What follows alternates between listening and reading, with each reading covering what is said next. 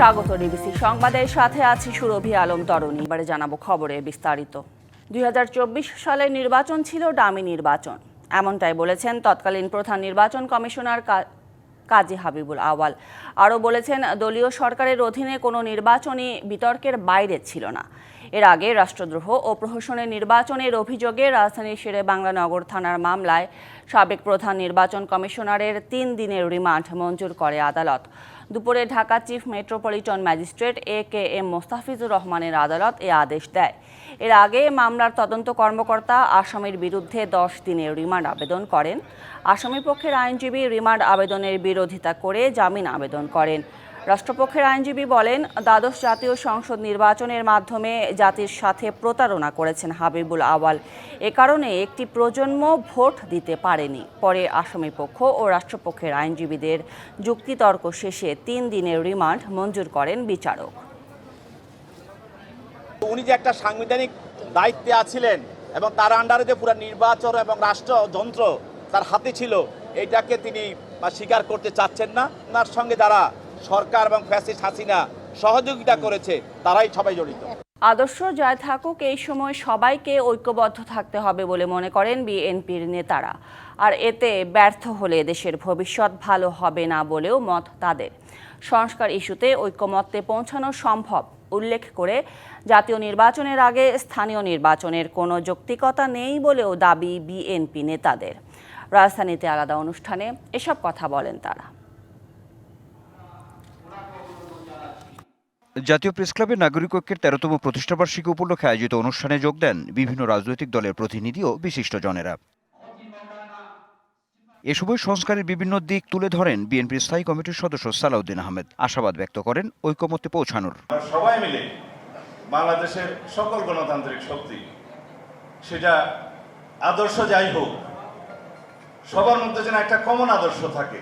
সবাই শক্তিশালী গণতান্ত্রিক রাষ্ট্র নির্মাণ করতে চাই।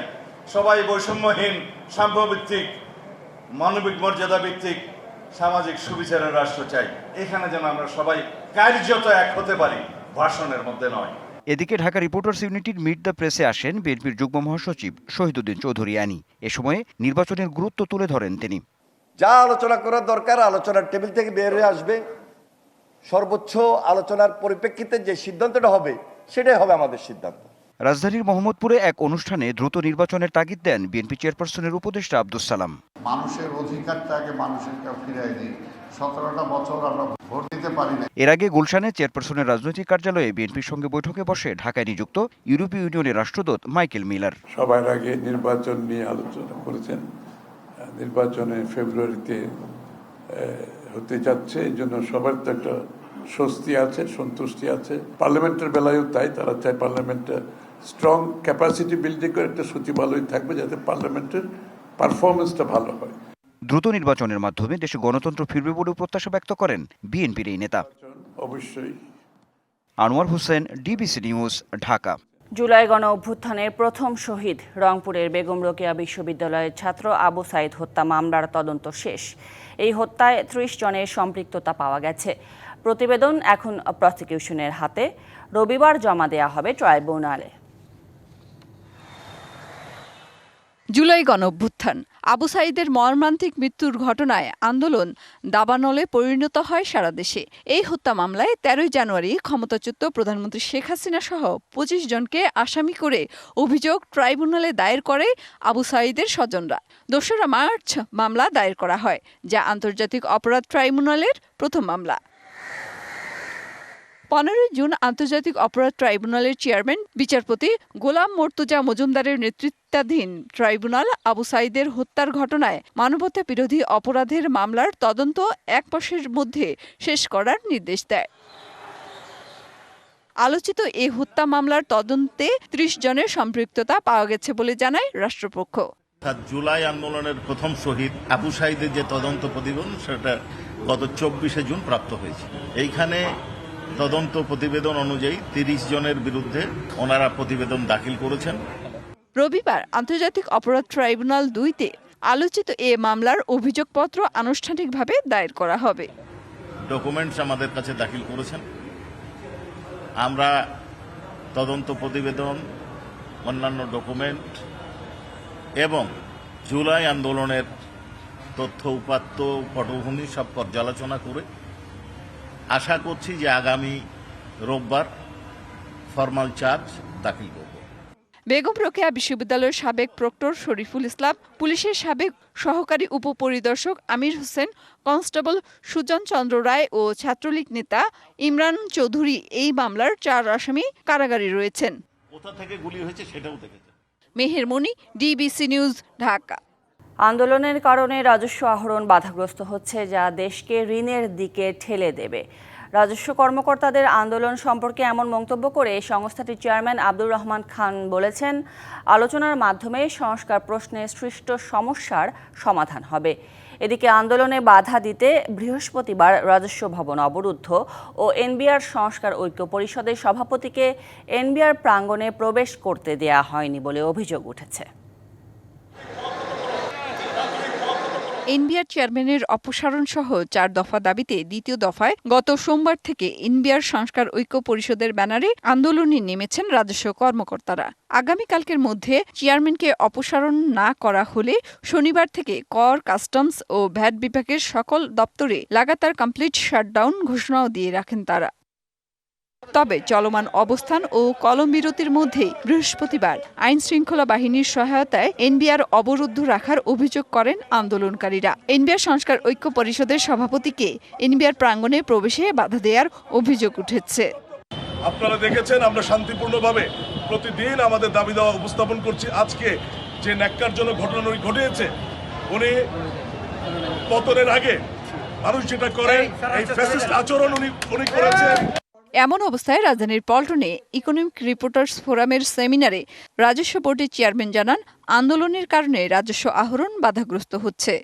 আজকে আমরা 5টায় তাদের সাথে বসার কথা, হয়তোবা এই আলোচনার মাধ্যমে একটা সুরাহা আমরা পাবো বলে আমরা আশা করি। এরপরেও এটা নিয়ে অনেক যাচ্ছে। এই জুন মাসের আর আজকের দিনের পর আর 2 দিন আছে আমার ট্যাক্স কালেকশন ডে। আমি প্রতি সেকেন্ডে প্রতি মিনিটে আমার কালেকশনের ঘড়ি দেখি। গতকাল পর্যন্ত কত হয়েছে? 3,53,000 কোটি সম্ভবত। এদিকে বৃহস্পতিবার কর ও কাস্টমস ক্যাডারের একটি প্রতিনিধি দলকে আলোচনায় বসার জন্য আহ্বান জানিয়েছেন অর্থ উপদেষ্টা। অর্থ উপদেষ্টার কার্যালয়ে বিকেলে বৈঠক হওয়ার কথা রয়েছে, যদিও ওই বৈঠকে অংশ নিতে অস্বীকৃতি জানিয়েছেন আন্দোলনকারীরা। মেহের মনি, ডিবিসি নিউজ, ঢাকা। আর্থিক সহ 8টি সংকটে ভুগছে দেশের বিদ্যুৎ ও জ্বালানি খাত, কিন্তু 2025-26 অর্থ বছরে বাজেটে সমস্যার সমাধানে কার্যকর পদক্ষেপ নেই, উল্টো জোর দেয়া হচ্ছে জীবাশ্ম জ্বালানির বিষয়। শূন্য কার্বন নীতির কথা বলা হলেও বাজেটে তার রূপরেখা নেই। রাজধানীর ব্র্যাক সেন্টারে এক আলোচনা সভায় এসব তথ্য তুলে ধরে সিপিটি।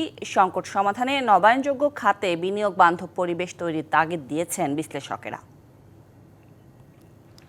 বছরের পর বছর জ্বালানি সংকটে ভুগছে দেশ। এর প্রভাব পড়েছে অর্থনীতিতে। বিনিয়োগে দেখা দিয়েছে স্থবিরতা। প্রতিশ্রুতি দিয়েও তা বাস্তবায়ন করছে না সরকার। 2025-26 অর্থবছরের বিদ্যুৎ ও জ্বালানি খাতে সংকট উত্তরণ নিয়ে আলোচনা সভার আয়োজন করে বেসরকারি গবেষণা সংস্থা centre for policy dialogue CPD. গবেষণা বলছে 8 সংকটে দেশের বিদ্যুৎ ও জ্বালানি খাত। এমন পরিস্থিতিতেও নবায়নযোগ্য জ্বালানিকে গুরুত্ব না দিয়ে জীবাশ্ম জ্বালানিতে জোর দিচ্ছে সরকার। এলএনজি কিভাবে আরো আমদানি করা যায় সেটার প্রতি মনোযোগ দেওয়া, গ্যাস ডিস্ট্রিবিউশন কোম্পানিগুলো থেকে যে তারা ট্যাক্স ভ্যাট উঠিয়ে দিচ্ছে, নবায়নযোগ্য জ্বালানির ক্ষেত্রে তাদের যে খুবই ধীর অগ্রগতি, সেটা দেখে আমাদের কাছে মনে হয়েছে যে আসলে 3-0 থেকে 8 পা পিছিয়ে 2.50 আমরা দাঁড়িয়ে আছি। আমরা বাইরে থেকে যতটা সংকট উপলব্ধি করি, ভিতরে কিন্তু সংকটটি আরো গভীরতর। এমন অনেক ধরনের চ্যালেঞ্জ রয়েছে, সেগুলো আসলে সকলের সাথে শেয়ার করার মতো না, কিন্তু নীরবে ইন্ডাস্ট্রিকে ধুঁকতে হচ্ছে। শিল্প উদ্যোক্তারা বলছেন, গ্যাস সংকটে কারখানা অচল হয়ে 1 বছরের মধ্যে 50% মালিক ঋণখেলাপি হবেন। দ্রুত কার্যকর পদক্ষেপ দেখতে চান তারা। আমি যে প্রোডাকশন করতে পারলাম না, ইয়ান ডেলিভারি করতে পারলাম না, সুতা এবং কাপড় আমার ভাইকে ঠিক সময় দিতে পারলাম না, এইটা বলারও জায়গা নেই, এটা বুঝারও কোনো জায়গা নেই। এখন এমন একটা অসহায় পরিস্থিতির ভিতরে আমরা পড়ে আছি। এখন কি তাহলে কি আমরা এখন ইন্ডাস্ট্রি কি বন্ধ করে দিব? আসলে বন্ধ হয়ে যাবে সেটা আলাদা জিনিস, কিন্তু আমরা সামনে কিভাবে অগ্রসর হব আমাদের কথা কি কেউ শুনবেন এরকম।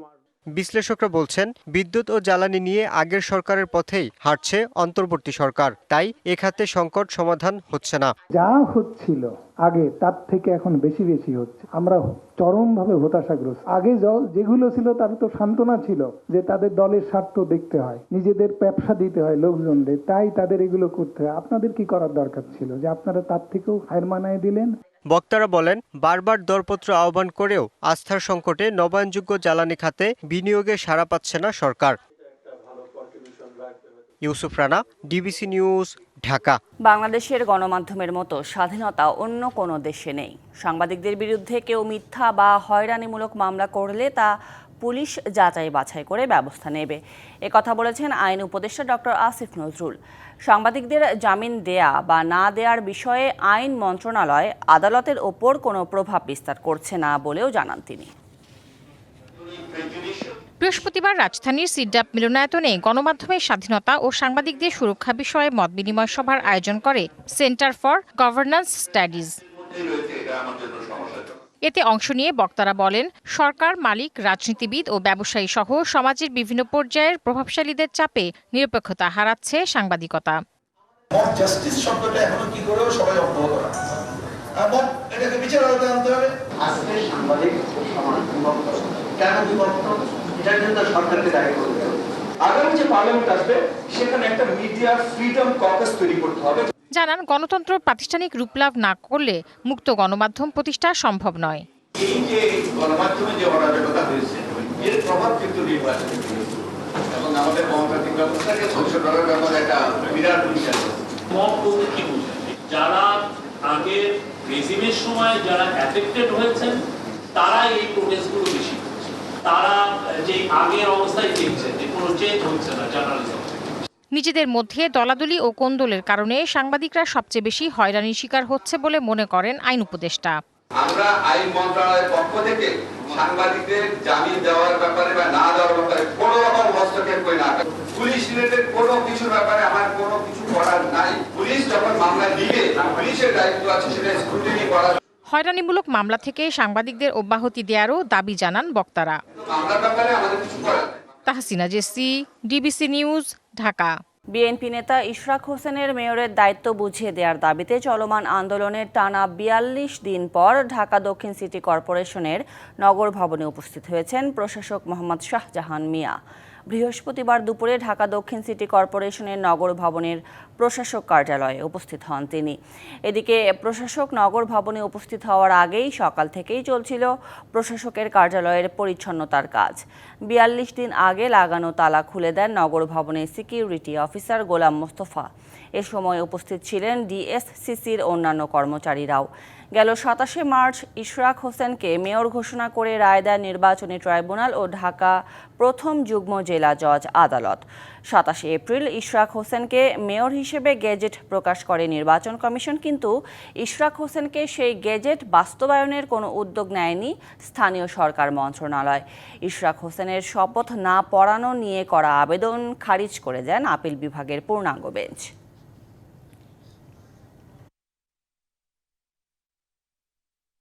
বাংলা প্রথম পত্র দিয়ে সারা দেশে শুরু হলো এইচএসসি ও সমমানের পরীক্ষা। এবার ৯টি সাধারণ শিক্ষা বোর্ড, মাদ্রাসা শিক্ষা বোর্ড ও কারিগরি শিক্ষা বোর্ডে মোট পরীক্ষার্থী ১২,৫১,১১১ জন। নানান চ্যালেঞ্জ থাকলেও সুষ্ঠুভাবে পরীক্ষা সম্পন্নের বিষয়ে আশাবাদী শিক্ষা উপদেষ্টা। সেই সাথে শিক্ষার্থীদের প্রতি পরামর্শ দেন স্বাস্থ্যবিধি মেনে চলার। সকাল ১০টায় শুরু হয় চলতি বছরের এইচএসসি ও সমমানের পরীক্ষা। বাংলা প্রথম পত্রের পরীক্ষা দিয়ে শুরু হওয়া এবারের পরীক্ষা শেষ হবে আগামী ১০ই আগস্ট। পরীক্ষার হলে শিক্ষার্থীরা আর বাইরে অপেক্ষারত অভিভাবকরা, প্রত্যাশা সন্তানের ভালো ফলাফল। মেয়ে একটা ভালো রেজাল্ট করুক, এটাই বেশি প্রত্যাশা। এসএসসি তো সে একটা ভালো রেজাল্ট করছে এবং স্কলারশিপ পেয়েছে। আশা করি যে সেও ইন্টারমিডিয়েট ভালো করবে, সন্তান ভালো রেজাল্ট করবে, তার ভবিষ্যৎ ভালোভাবে গুছিয়ে নেবে, এটাই তার কাছে আশা। আমার স্ত্রী পরীক্ষার্থী, তো আমি আমার স্ত্রীকে নিয়ে এসেছি এখানে পরীক্ষা দেওয়ার জন্য। তো এখন অপেক্ষায় আছি যে কিভাবে পরীক্ষাটা দিয়ে সে সম্পন্ন করে ফিরে আসে। পরীক্ষা শেষে শিক্ষার্থীরা জানালেন মিশ্র প্রতিক্রিয়া। তবে ভালো ফলাফল নিয়ে আশাবাদী তারা। জি আলহামদুলিল্লাহ, পরীক্ষা ভালো হয়েছে, প্রশ্নমান সম্মত ছিল, স্ট্যান্ডার্ড ছিল। এমসিকিউ একটু হার্ড হয়েছে, যতটা সহজ ভাবছিলাম ততটাও সহজ হয় নাই, বাট সিকিউ মোটামুটি ভালোই হয়েছে। আলহামদুলিল্লাহ পরীক্ষা ভালো হয়েছে, প্রশ্ন ভালো ছিল। এক্সামটা খুব সুন্দরভাবে হয়েছে, অনেক মজা পাইছে, আমরা সুন্দরভাবে সুষ্ঠুভাবে পরীক্ষা দিতে পারছি। এরকম কোশ্চেন যদি থাকে আমরা ইনশাআল্লাহ পরীক্ষায় ভালো করব এবং সবগুলোতে প্লাস পাবো। রাজধানীর ভাসানটেক সরকারি কলেজে পরীক্ষা কেন্দ্র পরিদর্শন করেন শিক্ষা উপদেষ্টা। প্রশ্ন ফাঁসের শঙ্কা, অতীতের বাজে ঘটনা আর জুলাই অভ্যুত্থানের সময় অঙ্গহানি ঘটা শিক্ষার্থীদের নিয়ে গণমাধ্যমে কথা বলেন তিনি। প্রশ্নপত্র ফাঁস থেকে শুরু করে অন্যান্য সমস্যা ছিল, সেগুলো থেকে আমরা শিক্ষা লাভ করে যেভাবে এসএসসিটা করেছি, এইচএসসিটাও আমরা সেভাবে অর্গানাইজ করতে চেষ্টা করছি। আমরা আশা করি যে আমরা ভালো মতো এটা সম্পন্ন করতে পারবো এবং দ্রুততম সময়ের মধ্যে রেজাল্ট সেটাও আমরা পাবলিশ করতে পারবো। 9টি বোর্ডের অধীনে এবারের পরীক্ষায় অংশ নিচ্ছেন 12,51,111 জন শিক্ষার্থী। Kamrul Hasan, DBC news, Dhaka. জেলায় জেলায় সংকট সমস্যা, তা থেকে উত্তরণের চ্যালেঞ্জ আর সম্ভাবনার কথা তুলে ধরতে চলছে ডিবিসি এক্সপ্রেস। বিশেষ এই আয়োজনে মতামত থাকছে তৃণমূল থেকে শুরু করে নীতি নির্ধারকদের। ডিবিসি এক্সপ্রেস আজ সারাদিন আছে মুন্সিগঞ্জ জেলায়। নিউজের বিশেষ আয়োজন ডিবিসি এক্সপ্রেস আর সারাদিন আছি সিরাজদি খান উপজেলায়। সেখানে মূলত নাগরিকদের যে সমস্যা, সেই সমস্যা বা ভোগান্তি, সেসব বিষয় তুলে ধরার চেষ্টা করবো। আমার সঙ্গে এই মুহূর্তে যুক্ত আছেন এই সিরাজদি খান উপজেলার সাধারণ নাগরিকরা। তাদের কাছ থেকে শুনবো তাদের যে সমস্যা এবং কি দুর্ভোগের কথাগুলো। স্বাগত আপনাদেরকে ডিবিসি এক্সপ্রেসে। আমি একটু শুরুতে আপনাকে যেতে চাই যে এই জায়গাটিতে বা এই উপজেলা কেন্দ্রে কি ধরনের সমস্যা জর্জরিত আপনারা আছেন? ঢাকার থেকে আমাদের এখানে সর্বোচ্চ 20 মিনিট লাগে আসতে, কিন্তু দীর্ঘ স্বাধীনতার এত বছর পরও এই সিরাজদি খান প্রকৃত উন্নয়নের কোনো মুখ দেখেনি। সিরাজদি খান একটি অবহেলিত জনপদ। আপনারা জানেন ঢাকা সবচেয়ে সন্নিকটে সিরাজদি খান, কিন্তু সিরাজদি খানে আমাদের ড্রেনেজ ব্যবস্থা খুবই দুর্বল। জনবহুল এলাকায় মারাত্মক যানজট সৃষ্টি হয়। এই যানজটের জন্য দ্রুত সিরাজদি খানে একটি বাইপাস রাস্তা হওয়া জরুরি। ইট ভাটা আমি দেখেছি অবৈধভাবে স্থাপন করা হচ্ছে, যার কারণে আবাদি ফসলি জমি যেগুলো সেগুলো নষ্ট হচ্ছে, কৃষকরা একটু হাহাকার হচ্ছে, সেই বিষয়টা আসলে আমাদের মুন্সিগঞ্জের মধ্যে সিরাজদি খানে অনেক ইট ভাটা রয়েছে। যদিও কাগজ কলম অনুযায়ী 52টি, তবে আমরা দেখেছি শতাধিক ইট ভাটা রয়েছে। এই ইট ভাটার মাটিগুলি যাচ্ছে বিভিন্ন জমি থেকে এবং জমির পলিগুলি নিয়ে যাচ্ছে ইট ভাটায়, যা কিন্তু সেই পলিগুলি নেওয়ার কারণে এখানে ফসলের ব্যাপক ক্ষতি হচ্ছে। শুধু তাই নয়, ইট ভাটা যে কালো ধোয়া, সেই মান্দাতার আমলের ইট ভাটাগুলি আজও চলছে। এখন আধুনিক প্রযুক্তিতে ইট ভাটা যদি করা যায় তাহলে সেটা থেকে আমরা বেরিয়ে আসতে পারি। এখানে আরেকজন আছেন, একটু কথা বলতে চাই যে আর কি ধরনের সমস্যা? ফসলের ভিতরে আলু সবচেয়ে ভালো ফলন ফলে, কিন্তু আমাদের এই ফসলের জমিগুলা শ্রেণী পরিবর্তন হয়ে যাচ্ছে, বালু ভরাট হয়ে যাচ্ছে, বসতবাড়ি হয়ে যাচ্ছে, কিন্তু এটা আপনার এই প্রশাসন এটা বন্ধ করতে পারতেছে না। আমরা এটা দ্রুত বন্ধের দাবি জানাচ্ছি। অসংখ্য ধন্যবাদ। পরবর্তী সংবাদ রাত 9টায় থাকছে এই অঞ্চলের বা এই উপজেলা কেন্দ্রিক যে সমস্যা, সেই সমস্যার সমাধানে উত্তরণে কি কি সংশ্লিষ্ট কাজ করছেন সেসব বিষয়। সঙ্গে থাকুন ডিবিসি এক্সপ্রেসের।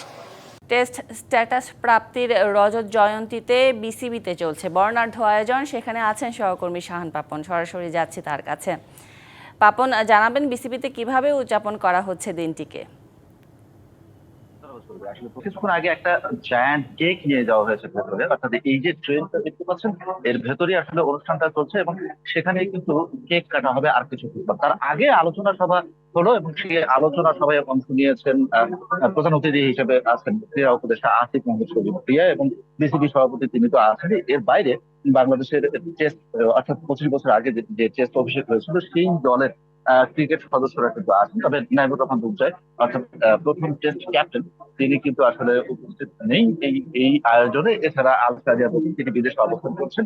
তাছাড়া মোটামুটি সবাই কিন্তু আসলে আছেন এই আয়োজনে এবং সবাই করছেন। কিছুক্ষণ আগে যার যার মতামত ব্যক্ত করেছেন এবং কে কিভাবে আসলে সেই সময় প্রস্তুতি নিয়েছিলেন এবং সেই টেস্টে যারা যারা ছিলেন তারা কিভাবে মজা করেছেন কিংবা কিভাবে স্ট্রাগল করে সেই দলে জায়গা করে নিয়েছেন, এই বিষয়ে কিন্তু আলোচনা হলো এবং আলোচনা পর্বটা চলছে।